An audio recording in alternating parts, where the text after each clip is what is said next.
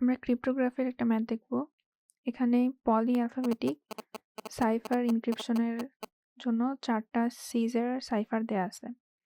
তো C1 এখানে বলছে কি ভ্যালু হলো 4, C2 এর জন্য 11, C3 এর জন্য 17 আর হলো C4 এর জন্য 6। আচ্ছা, এখানে একটা প্যাটার্ন দেওয়া আছে যে এই সিজার সাইফারটার প্যাটার্নটা কিরকম হবে। তারপরে আমাকে যে মেসেজটা এনকোড করতে বলছে এটা ধরলাম মিড টার্ম। এখন এখানে যে ফর্মুলাটা হলো C = P + K modulus of 26।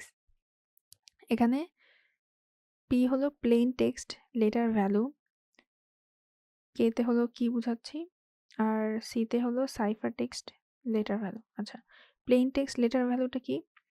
ধরলাম আমার M, এটা অ্যালফাবেটিক্যালি কত নাম্বারে আসে।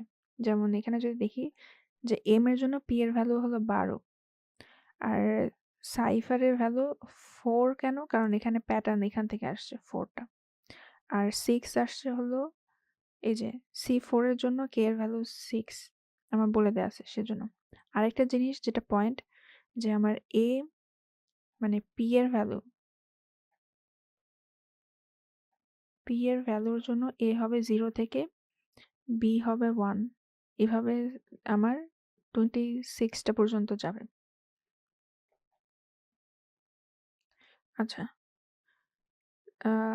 Z পর্যন্ত আর কি যাবে। তারপর হলো